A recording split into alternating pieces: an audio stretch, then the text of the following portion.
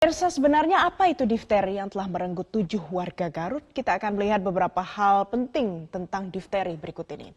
Jadi pemirsa, pada saat kita bicara tentang penyakit terinfeksi difteri, wabah difteri ini, nah difteri adalah infeksi menular yang disebabkan oleh bakteri Corynebacterium diphtheria, dan bakteri ini menghasilkan racun yang berbahaya jika menyebar ke bagian tubuh yang lain. Yang perlu kita catat adalah difteri ini adalah penyakit yang menyerang orang dari segala usia ternyata pemirsa. Jadi penyakit ini pada dasarnya menyerang selaput lendir di hidung dan tenggorokan, bahkan bisa mempengaruhi kulit. Kita lihat di slide selanjutnya. Di slide selanjutnya kita lihat lagi ada beberapa gejala yang muncul.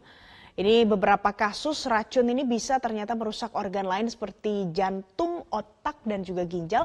Bisa menimbulkan komplikasi yang mengancam jiwa. Apa gejala yang perlu kita waspadai? Kita akan coba lihat berikut ini.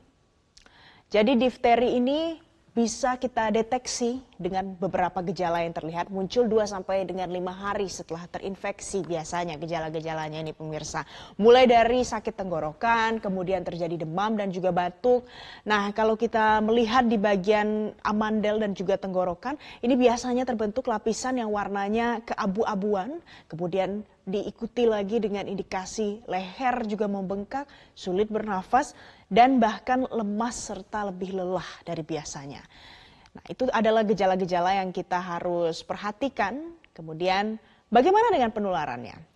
Yang kita harus pahami adalah penularan dari difteri ini bisa terjadi melalui udara.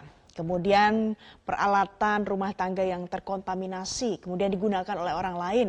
Juga dari air liur, ini juga bisa terjadi penularan dan kita harus lebih hati-hati apalagi yang berdomisili di wilayah yang sudah dinyatakan KLB difteri.